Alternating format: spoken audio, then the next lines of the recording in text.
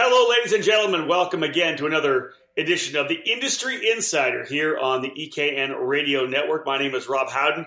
It is May the 30th, 2019. Of course, just coming off of the Memorial Day weekend, a ton of events lining up for the month of June as we get ready to turn another page on the calendar. Again, episode number 22 of the Industry Insider, and my guest today, a gentleman I've had the pleasure of knowing for over 20 years now.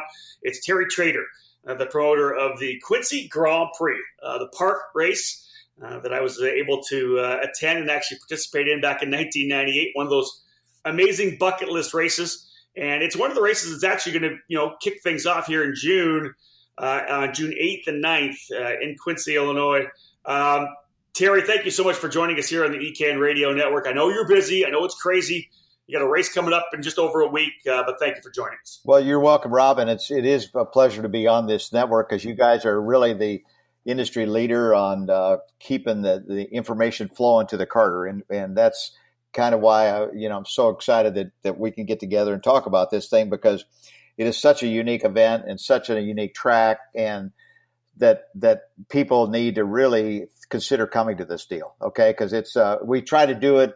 My goal is to make this the Formula One of karting, and I've got the track. Nobody's got the track I got, and so and I've got the city behind me. So that's what we're working on. Let's set the origin story for people that may not know, those who could be listening here to the EKN Radio Network for the first time or potentially new to karting.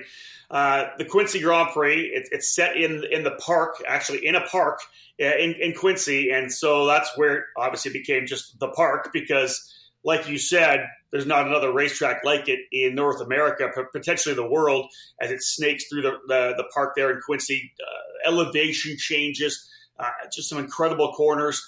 Terry, give us the origin story. Let's throw it into a minute and a half, whatever it may be. What is the Quincy Grand Prix? How did it start? And talk a little bit about its uniqueness. Okay, in 1970, there's a celebration that started in Quincy called the Dogwood Festival, and Quincy is known for their beautiful trees and tree-lined Main Street, and so they had a festival. They were looking for things to do, and so they went to Gus. Says, Gus, what is there anything you can do to kind of help us promote this thing? He said, well, how about a karting race? And they said, wow, that'd be fantastic. So a guy that owned a local radio station here, 100,000 Water, him and Gus got together and they looked around different places where they could hold this thing.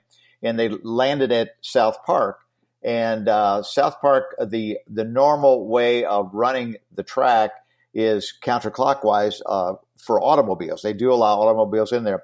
And it was a 1.2 mile, like you said, up and down, curves, various curves, all that, track. And so they went over and they took a cart over there. And my mechanic, Stan Long, I think you knew Stan, to build all my motors for all my championships. He was the driver because I was in college at the time, and he took it around the way the cars went, and he said that's not going to work. The hills are too much, and he said let's turn it around and go the opposite way, go clockwise, and that was it. I mean, it just absolutely fit perfect. So Gus started the race 1970. They had it at the first weekend in May, and for the first 5 years, and for the first 5 years because of the rain in the Midwest, it rained it out 3 of the 5 years. And Gus said, well, that's enough. That's enough of that. So he moved it to the first weekend in June. Now we're the second weekend in June, which is because I've scheduled it because there were some other things in Quincy happening. But anyway, so he ran it for 32. He ran it, 32 years total. The 27 years, the first weekend in June. I don't think he had another rain out after he moved that date. Okay. So, the crescendo was his 25th anniversary.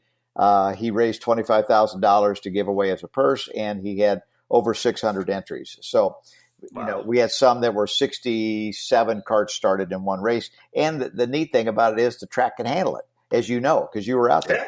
Yeah. So so that's kind of the history of it. And so it got in 2001 was the last year he held it, and the track was really getting rough, and the turnout was deteriorating. The karters, I don't know, had lost interest or whatever, and he decided not to run it again. So basically 17 years between the time that he quit running it and then in 18 when we started it. But at 17, the Park District paved half the track, and in 18, they paved the other half.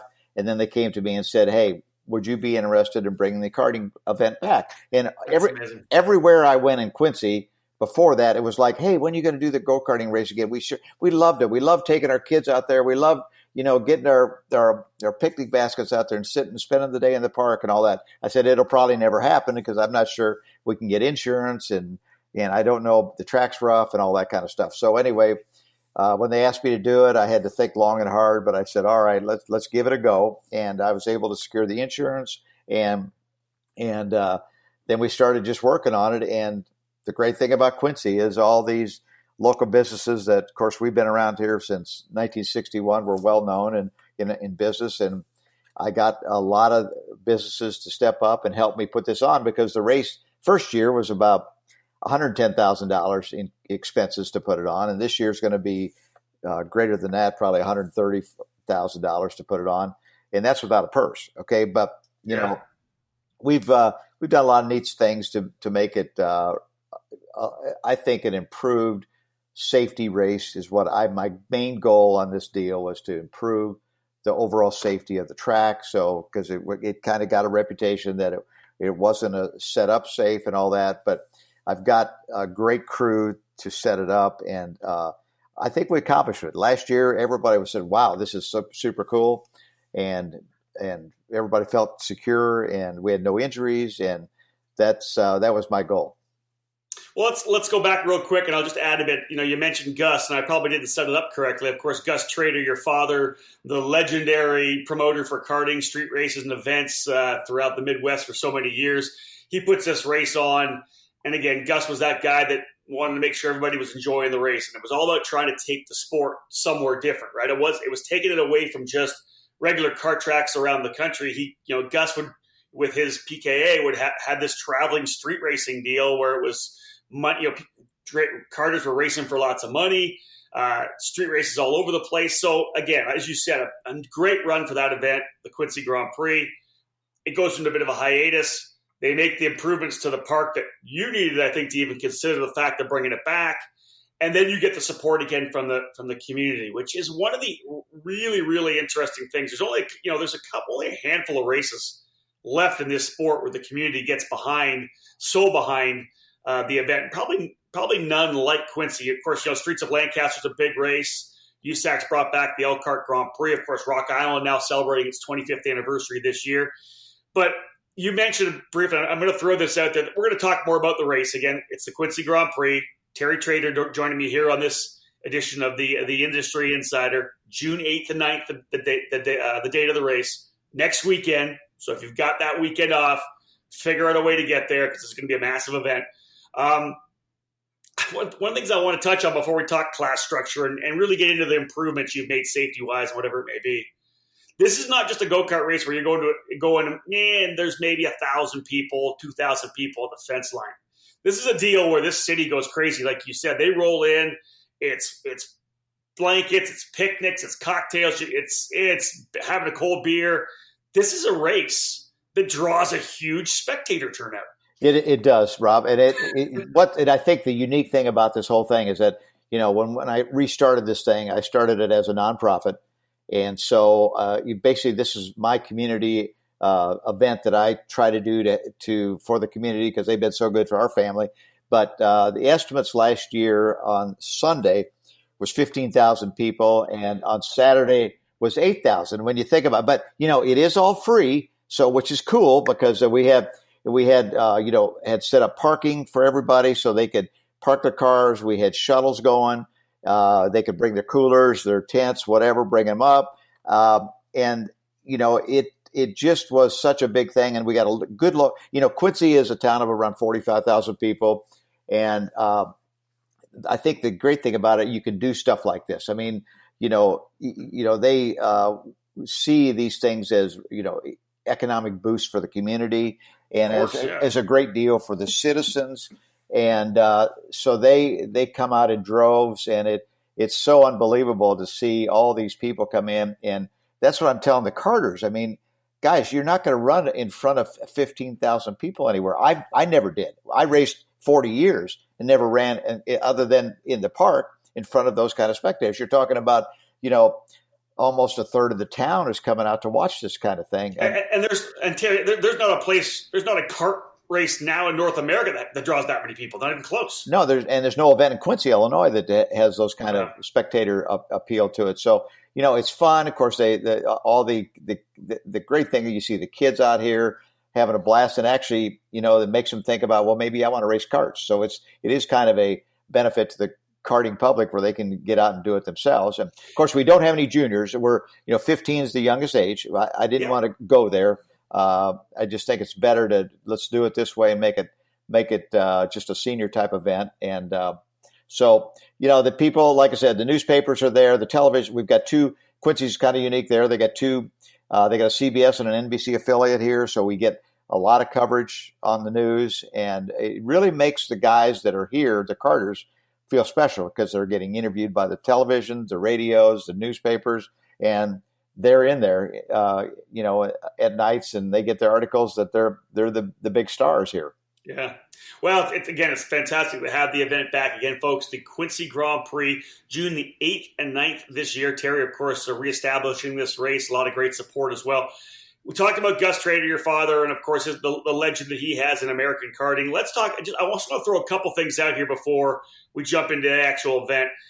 Number one, a trophy, right? That's always the big thing. You guys have this race that has been it's a legend, right? It's a legend of the park. Keith Freeber brought me there the first year that I worked for National Kart News because he said, you have to come to the park. You have to see this race. They eventually plied me with too many Budweisers, and I entered me, and I ended up racing the next day, which, again, was one of the things that I look back at as something I'm glad I did.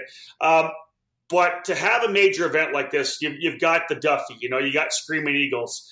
You guys, you wanted, I think, to pay your respects and make sure that people remembered Gus with a trophy. Talk a little bit about the Gussie, the trophy you guys came up with for the event. Okay, so I came up with the idea that, I wanted to do something really special. What would make somebody want to come and run this race? I mean, if you go to the national championships, the IKF national championships, the one big thing that IKF always had was the Duffy. And it was the cool trophy. It was heavy. It was unique. And the only way to get one was to win the race, And so I thought, well, it would be cool to develop a special trophy for this race. But the only way you can get one is if I give you one as an honorary type deal, like I did Scott Pruitt last year, or you have to win a park race. Okay. And every one of them are numbered. So I took pictures of Gus, in a variety of ways. And I got it to this trophy guy to make a mold. And it ended up being him, Gus, standing there holding a checkered flag, which he always wanted to be the flag guy. He either had a microphone or a flag in his hand all the time. That's right. Yeah, that's right. And so we developed this trophy.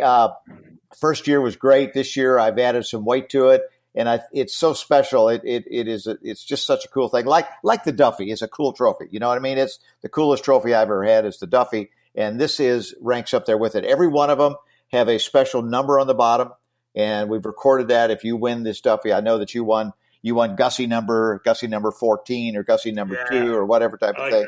And we publish those in our program each year, which, by the way, we have a great program, which I'll have to send you and for you to look at because it's very well done. And so the Gussie is something that I want everybody, and I think it's taken off. People talk about it, and they say that's the coolest trophy I've ever won in all my racing, and that's what I want them to do. But you can throw all your other ones away, like I have in my life. When you win 2,000 trophies or whatever you win, and you keep maybe 10, and that's right. I keep the Duffies, and then I'm hoping that people will keep the Gussie. So.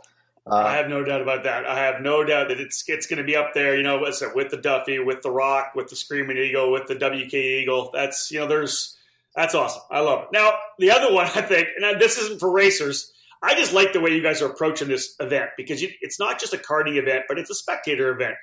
And I was going through the website and I was clicking everything you had just to get up to speed. I saw this a while back. You guys have Gus's tent.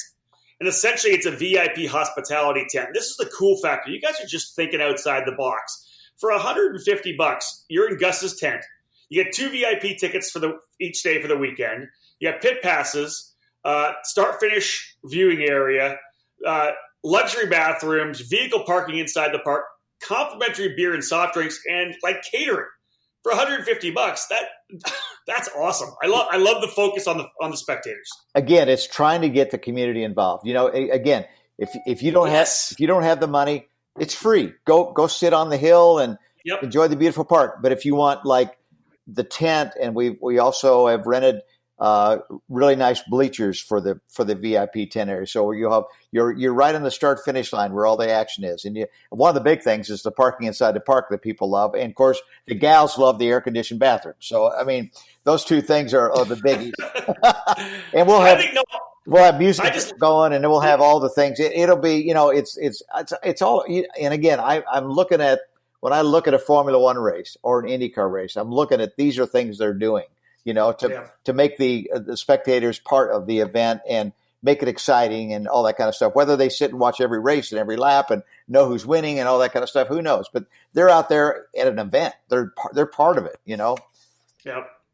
Well, folks, stick with us. More to come here on the Industry Insider. I'm talking with Terry Traeder, the promoter of the Quincy Grand Prix, which will take place next weekend, June 8th and 9th. If you got that weekend off and you're not signed up, trust me, it's a bucket list race. Go be part of it. Folks, stay with us. Again, more to come. On the other side of this break, Terry and I are going to talk a bit about class structure, let you know what categories are actually part of the Quincy Grand Prix of karting, and then we'll talk about some of the improvements they've made to the facility and to the event just to get it even safer so that everybody's going to want to come and race. Stay with us. More to come. Are you in need of a podium-proven Briggs 206 chassis? If you answered yes, check out the 2019 Margay Ignite K3 and Brava 206 packages manufactured in St. Louis, Missouri, right here in the USA. The Margay chassis have been racking up 206 podiums on the club and regional level, most recently at big four-stroke programs such as the AMR Homestead Miami Speedway, Texas Pro Kart Challenge, Texas Sprint Racing Series, Atlanta Motorsports Park, and the Gateway Kartplex. The best part about purchasing a Margay Racing chassis is that everything can be ordered custom, including frame color, decal color, and logo placement. Choose to purchase as a roller, kit, or race ready. With a race ready package, just unbox the cart, add gas, oil, and go. Need factory support? Margay Racing is just a call or email away with technical support or setup tips. Interested in renting a cart at one of the biggest events of the summer? Check out Margay Racing's Spec Ignite class and Arrive and Drive packages. Upcoming events include the historic Quincy Grand Prix Street Race on June 8th and 9th, and the USAC Karting Battle at the Brickyard on July 5th, 6th, and 7th. For more information, please visit margay.com or call 800-562-7429 today. For over a century, Briggs & Stratton has had a commitment and passion for racing. It's a DNA found in every engine we build today. So whether you kart race, Baja, race quarter midgets, or believe that dirt and snow are just God's way of adding to the challenge, the dedicated spirit of every Briggs & Stratton employee stands at the fence waiting for the green flag to drop. Briggs & Stratton Racing. What powers you?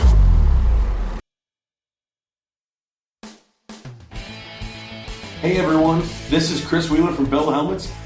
Bell Racing USA is now the official helmet of Superkarts USA. You can find our newest line of products such as the Carbon KC7 CMR, the only carbon fiber built helmet approved with a CMR rating in the entire world during the 2019 season by visiting PSL Karting on site at all SCUSA events. Check us out online, www.bellracing.com, or on social media by following @BellRacingHQ. Welcome back to the EKN Radio Network. My name is Rob Howden. Episode number 22 of the Industry Insider on tap for you here today. Terry Traeder from the Quincy Grand Prix joining me. The second event, or second edition of the rebirth of this legendary race, the park race. Terry, thanks for joining us here on the EKN Radio Network again. Let's talk class structure. So people, because the great thing is you guys have a pretty solid, a spectrum of the categories that run throughout your area. We do. And, one of the big promoters, and I got to blame him for me taking this race on, I got to say, is Keith Freeber. Okay. Yeah, of course. Because this is one of his favorite races of all time. And he kept saying, you really need to bring the race back. You need to bring the race back. I said, Keith, I don't think we can do it. There's too much work to it. But anyway, he kept encouraging me. And then one day I was at a fundraiser in Quincy, and one of the local business guys came up to me and said, I tell you what, I'll give you $5,000 if you put the race on. I thought, oh my God. So here we go. You know what I mean? Here we go. So I got to blame Keith and this fellow by the name of Brett Austin, who owns a bunch of property around town, for encouraging me and kicking me in the rear end to get this thing going. And I'm glad I did, because it has been great for the community. And I got to give kudos. The Quincy Park District is a separate, a government body. They have been amazing. I mean, they give us the park. Think about that. Use it as you want it. Block it off, and do it. So they've been amazing on this thing too. But okay, so anyway, what we did with the class structure, and again, I've got two guys that really helped me kind of organize this thing, and I got to give them kudos. Rick Fulks, who's a legendary race director that does a lot of events, and Keith Freeber. So the class structure we came up with in the Midwest, the 4-cycle thing is a big deal. And we have, Margay Ignite classes. And we've also did a little something different. On Saturday, we've got what we call Saturday sprints, which are shorter races, the cheaper entry fee. It gives them a chance to get out on the track and kind of iron things out. And those run 8-lap races on the park, which is, again, 1.2 miles. It's still a good-sized race, okay? Yeah, it is. And so we run 4 classes that day. We run the Margay Ignite. We run the Yamaha Heavy, Briggs Heavy, and then we're running the 125cc pre-final. And we've worked really, really hard to get the 125cc drivers here. Our entries. It's so important on that big track. I mean, we can't put 6 or 7 entries out there. We've got to have a pretty good field, So right now we've got about 20 125s. If there's anybody listening, they could bring their 125 and have some fun. I mean, it's going to be a great run. So we do a pre-final on Saturday, and then on Sunday we have a Briggs Medium Heavy, and we have a Masters class 35 and older. Then we have the Yamaha Heavy, Yamaha Medium, and Yamaha Masters, and then we have the 125cc shifter. And we're allowing the vintage guys. I have a soft spot in my heart for the vintage guys, and they have a drastically reduced entry fee. They're not really running for anything, but I give them all a memento of running in the park, and they go out and run. It's not really any particular class. Just bring your vintage cart and come out and run. You'll get practice time. You get a race. They're not getting cut back because they're paying less entry fee. I'm just letting them come out here and, like the old days, and run their carts and have some fun, be a part of the whole trip. Yeah. And we're really good to let the people there, obviously you get so many fans if they're into the pit area, they get a chance to see the history of our sport. That's what vintage racing is. That's why I love it so much. Yeah. And it's so we've got, a reasonable amount of carts that are entered. Sorry about that. I guess. Don't worry. My phone just went off too. I just turned my. Okay. I apologize. All right. Yeah. I you know what? Normally, every time I go to a podcast, I turn mine off. I thought I did. I didn't. So I did it first, Terry. You're good. So we've had I got to say this. The 125s, we've worked pretty hard to get these guys to come and enter, and I think again. Yeah. The farther we get into this event, and the more they find out that it's a great event. I mean, there was Joe Ruch won last year in the 125, and he had his race on his Micron, and he taped it, and then he put it on YouTube. Yeah, the GoPro. Yeah, a GoPro. Yeah. I mean, and it had so many views on YouTube. It's unbelievable, and it just shows what the race is all about, and so that has helped our cause quite a bit. And so, of course, the big classes are the 206 Briggs. We've got I think 40 in one class, and we've got 30 to 40 in each one of the Ignites, the Briggs, and all that kind of stuff. We're a little weak on the Yamaha, and I don't know what's happening with the Yamaha classes, but all over the country, I guess their entries are getting a little short. So we have to we've been trying to work hard to get the guys to come with the Yamaha stuff and run that kind of thing because they're fun to watch out there. It really is. Oh yeah, that's what I ran. The year I came, I ran Yamaha pipe. I think I started 37th and stayed out of trouble and finished 11th. But yeah, the Yamaha's a fantastic package, as everybody knows, and it's a ton of fun at the park. That's for sure. So I loved it. And then this year, I mean, we went to Hoosier Tire became a big sponsor, and we made it a Hoosier race. And so, the tires are priced right, and we've got a discount for people that if they don't have the Hoosiers, they can buy a set of tires at a good price. My attitude about the entry fees and all that kind of stuff, I mean, if you look at our entry fees, they're some of the lowest for this type of race around the country, okay? And I want to keep it that way. And, I don't make them buy a set of tires. I don't make, all that kind of stuff. I'm trying to keep everything at a reasonable type of level and didn't increase the prices from last year or anything like that. So that's I basically get my more money from the sponsors than I do from the entries. The entries are important, but to kind of get us over the top. But I've raised over $100,000 for the local sponsors here this year. Nice. So it's like I said, without that I couldn't do it. The entries wouldn't cover it. So that's why we did it. It's a good class structure. It's fun, close racing, the whole thing. Let's talk entries right now. I know last year you had told me that you kind of budgeted for 200 or something, and you guys ended up, I think, just topping 300 entries. How do the numbers look for this year right now? You're hearing those 40 plus in some of these classes. That just excites me. Well, last year I was hoping for 200. Like I told you, we ended up with 302, which was very exciting. Very exciting. This year our pre-entries were at about 270. Wow. I'd hoped to get 350 this year. Not sure I'm going to get that done, but I've just, like anything in sales or when you do it, I hope I get, instead of 302, I hope I get 303 so I can beat last year. You know what I mean? That's what I always say. Yeah, exactly. Well, again, walk-up is, for an event like yours too, where you're not having to pre-order tires or whatever, walk-up entries would not be a surprise. Normally it seems to be a thing we see a lot these days. You're getting 10% walk-up entry. That's going to put you guys right at about 300 or 310 again. Yeah. So, again, I can't, say this enough to people that if you haven't done a race like this, this is a legendary event, folks. This is the bottom line is that everywhere I go when I'm in conversations with people, inevitably it comes up. We talk about some of the old school races, and it's, have you ever raced the park? And, it's like a matter of pride. It's like it's like a ribbon I wear, it's a medal around your neck saying, yeah, I've raced at the park.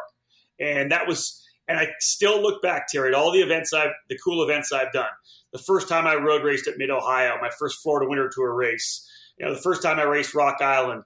I look back, and I'd only been karting, I think, for 3 years at that point. And I raced with Freeber in Dan Schmalzoff's car. He wasn't there, and it was a spare cart, and Darren Rudolph gave me an engine.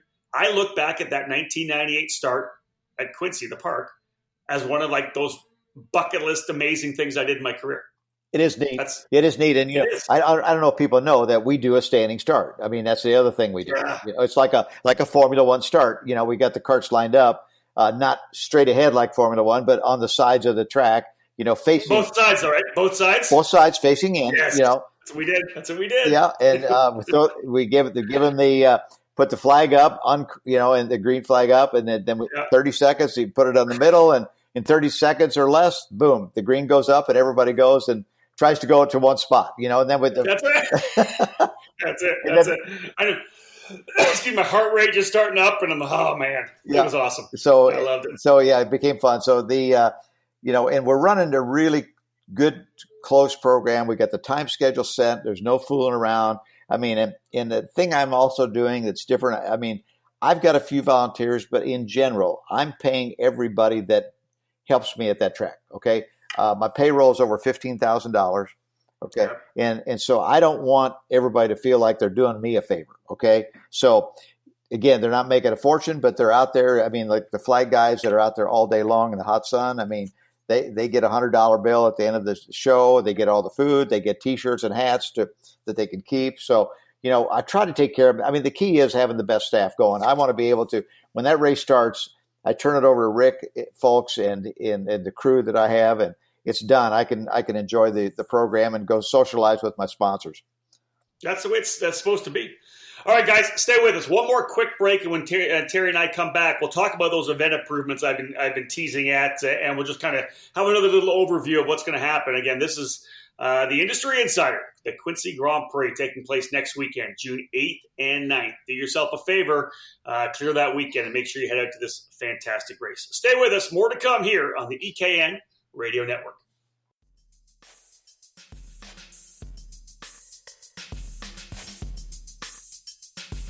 In late June, karting returns to one of America's most legendary homes of racing. The World Karting Association, the foundation of motorsports, is thrilled to bring karting back to the Charlotte Motor Speedway in Concord, North Carolina. On June 21st through 23rd, the WKA Charlotte Motor Speedway Karting Challenge will host 3 events in one weekend. That's right, 3 major disciplines all in the spotlight at the Charlotte Motor Speedway. The third stop for the WKA Bridgestone Manufacturers Cup Series is taking competitors to the infield portions of the new Roval circuit, racing around a fast layout, while the WKA Vega Tires National Road Racing Series utilizes the rest of the Roval course for event number 4 of their 2019 season. The Speedway Dirt program invades the dirt track at Charlotte on a revised oval for a 2-day show, and it will be the first time ever that karts have run at this facility. It's new, and it's going to be awesome. You don't want to miss it. Registration is now open, and all the information you may need is available at worldkarting.com.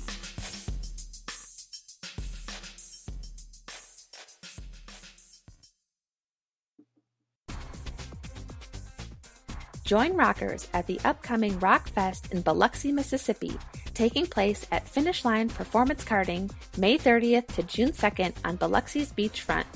Tickets to the Rock International Final will be awarded to race winners, with the entire podium receiving Rock the Rio entries. You won't want to miss it.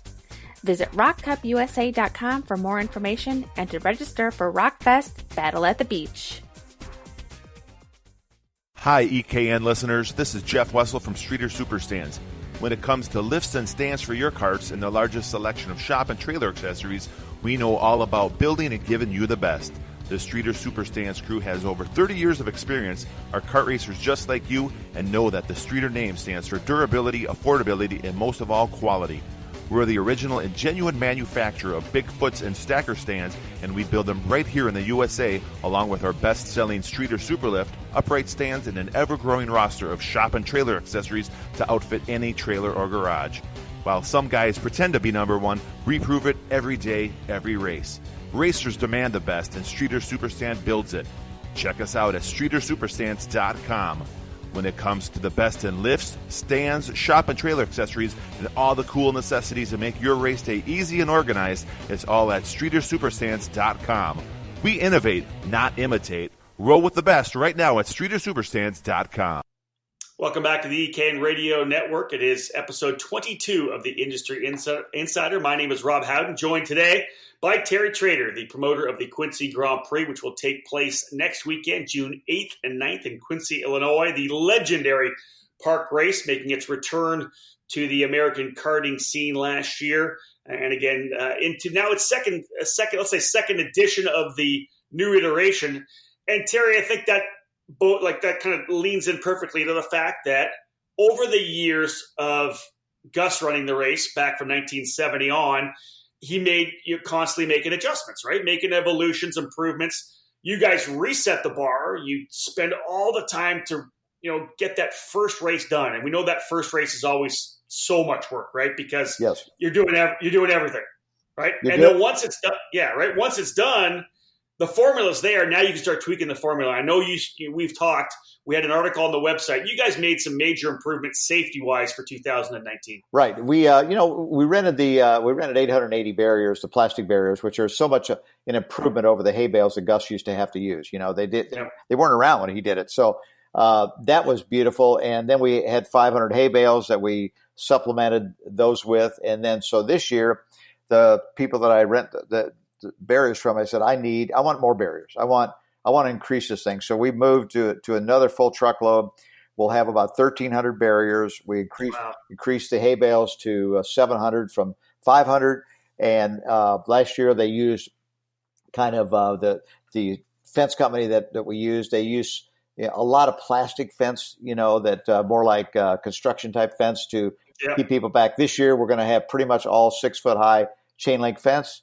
And we've got it set back. So, our main goal is, again, no injuries. So, I've told the guys setting up the track, which are JT and Jeff Miles, the father and son, they do a great job, is to, think about what's the worst thing that can happen, and we got to try to prevent it. Okay, so we've got a whole bunch of 55-gallon plastic barrels that we put water in that we've got for the local Pepsi distributor. So we've got, and then we put these on all the trees, and we've got them. I did come up with a good idea on the trees. We took hay bales and we shrink wrap them to the trees so that they don't fall down. So that has been a great thing. And the other thing about that makes it safe is that this track is smooth as silk. I mean, being new asphalt, it's just really, really nice, and it doesn't beat you up, and the grip is good. And so as long as the guys have to understand that, there isn't a lot of escape area. You have curbs and you've got grass, but I mean, you've got to just use your head a little bit, and it's a long race. You don't need to dive in on somebody and try to take them out or anything like that. The track's wide, as you know, it's a wide track. It narrows up in a couple little areas, but it's really a wide track. You could probably put 4 or 5 cars across on a lot of the spaces. So, like I said, it's a great track. It's unique. We got community sport. My safety guys have set it up, and we've increased that just unbelievable. And I think that if anybody would come to this deal, they would say, "Wow, man, this is good." I'm going to have flags flying. We'll have, sponsor banners everywhere. We'll have, it's just going to be. Also this year we've got a merchandise tent. We're going to be selling T-shirts and all those kind of things. We'll have the sponsors. We'll have their tents and have giveaways and things like that. So again, it's going to be a carnival type atmosphere that we're creating for the spectators. Well, let's jump into one thing real quickly, because obviously the Midwest has been hit with some pretty crazy weather. And as we cap off this edition of the Industry Insider, you talked a bit about the fact, that number one, you're trying to present karting to the people of Quincy, and maybe you're going to get some people to come racing. You have TNT Kartway across the Mississippi on the other side, where you have club racing and whatever it may be. But what you told me beforehand, which is pretty crazy, now this was not going to affect the race whatsoever because of the elevation of the track within Quincy. But man, the water levels of the Mississippi pretty high, and potential for flood over in that track, which I hate to hear. Yeah, it's unfortunately we're located in a low area on the other side of the river in Missouri, and the rain just won't quit, and the river levels are at a almost historic high. We had one higher crest in 1993, which was the year that we had the Great Flood and took all our 30,000 square foot of buildings when we used to have the business there. But I've never moved back there because I can't forget it. But I can understand that. But we had this year you and I had discussed this at some other time. I did another little unique thing. We've got a rental track, the rental carts there, and what I've done to involve the community again, I've rented out the rental carts to business people, and they pay me a fee, and then they get to practice and qualify at our TNT Kartways track, and then for the final deal, they get into feature events, and they actually get to drive on the park, the historic park. So they had a great time last year. I've got 40 of these business people that are going to be out there, and of course they're very amateur drivers, and we need to get in practice. So that's why we wanted to take them to TNT Kartways. Well, that's out this year because of the high water level. So the race committee is trying to come up with a plan so that we give these people the value for what they've rented the carts for and that kind of stuff. And we'll come up with something to make it fun for them. But it's just another thing with any kind of promotion, as you know. There's always something happening that you got to plan, that you don't plan on, that you got to make a decision. That's right. Yeah, you got to bob and weave. But Terry, that business, the business race you have, that's one of the things that really brings the people from the community in as well. We saw that at Lancaster, and a lot of people will come out to watch the entire weekend, especially Sunday, because not only are they potentially coming to watch the karting event, but they're also going to watch their husband or wife or son or daughter, whoever that may be, in the business race. Right. They come out and they say, well, let's see this guy make a fool out of himself. You know what I mean?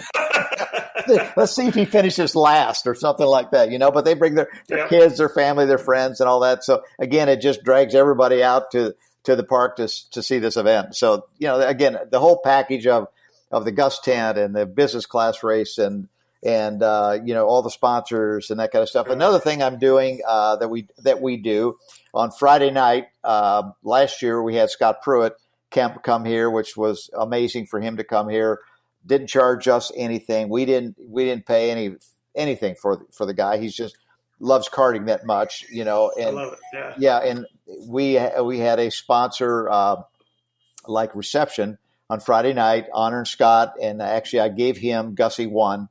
And so he said he definitely has put that on his shelf. And so the sponsors loved that event, and we had pictures of Scott and video of him racing and that kind of thing. So this year, I don't have a real celebrity like I did last year, but we're still going to do what we call a winner's reception, and we're going to invite the Gussie winners from last year and any winner in the park previously to come to this reception. And I love that idea. Meet the sponsors, and again, I want to give the sponsors a value. That's what everybody's got to remember, that these guys are giving you money to put this event on. And if you don't give them value, next year you're going to have a heck of a time getting anything from them. So that's the whole goal, is to do all that kind of stuff. And again, we got a program that's really a neat, nice program that they got their ads in. And we make sure they get a program for everybody gets a program on that. So it's just a whole package of trying to make this thing a community event. The race is one thing. I want every driver to have a great time. I want every driver to win. But to make this thing happen, we got to have the sponsors, the community, and all that. If we had this thing and nobody come to watch it, we might as well not have it. Okay, so that's the big thing. So if we get these kind of spectators, it makes you feel good, and then we can go on next year. Well, and that's it. Let's cap this off. Your focus, obviously. You've got the spectators. You've got this unbelievably unique venue. You have a city behind you. You've got numbers. You've got industry behind you as well. So you've got the drivers. You have the fans. You have the support from the city. You've got the venue. And, you talked about the fact that you want to make this the Indy 500, the Formula One of karting. And, that's what it is, right? Pushing forward to try to find that major sponsor. But in the end, Terry, what you do is you do the work all year long, and then come Friday or Saturday morning, you hand the keys over to Rick Folks and the crew, and you hire the people to get the job done, and you let them do the job. Yep, and that's it. And they do a fine job, by the way. I mean, I'm really proud of them, and that again, they're involved all year. We try to make sure that any little decision, I'm not making every decision. I want everybody to be on board with what we do. So when they get here, it's like I'm not stepping on what they'd like to do. And, of course, they got great ideas, too, and it helps me a lot. So Rick sees a lot of stuff. Keith Freeber sees a lot of stuff. You see a lot of stuff. Anything like that, I'm willing to listen to how we can make something improve until, the people will say, I got to do it. Like you said, the bucket list. I'm going to the Quincy in the Park. I'm going to the Grand Prix. And so we need more drivers. I'd love to have more drivers come to this thing and really experience it. And if they did, I think they'd absolutely love it. And then their family would love it. Their crew would love it. I mean, and the city goes all out for them. There'll be a banner hanging across Main Street that says "Welcome Carters." I mean, just a lot of little stuff that happens here that's really unique for a town of our size. And they've always welcomed the Carter. And so it makes you feel like you're special when you come to this town. Well, folks, I'll tell you this, the return of the Quincy Grand Prix last year, one of the biggest things that happened in North American karting over the last 10 years. Great to have that event back. And, of course, Terry Traeder and his staff working hard to improve for 2019. You heard it here in this last segment, a major advancement in terms of additional barriers, additional safety features, and, of course, the fencing all around the track as well. Terry and his crew continue to focus on trying to make the track safer and just wanting more racers to come out and be able to put their name as part of Park Legend. Terry, thank you so much for joining us here on the EKN Radio Network. I appreciate it. I know that you're busy, and I hope you guys have a fantastic weekend. We need it to stop raining. That'll be the yes. Which, right? You can't do anything about that, Rob. But that's I cannot. We need that. We need a little clearance here from the rain. It's rained like so much; it's unreal. But if we can get that, we'll have a beautiful race, and everybody will be happy and go away go away thinking that, yeah, I'm really glad that I did that. Well, folks, you heard it. He's got about 270 pre-entries. By the time we get this thing up on the ECAN Radio Network, it's probably going to be 280 or 290. Be part of this event. June 8th and 9th, Quincy, Illinois, the second running of the return of the legend, the Quincy Grand Prix. Traeder, thank you so much for joining us, folks, and thank you for being part of the EKN Radio Network. My name is Rob Howden. Bye for now.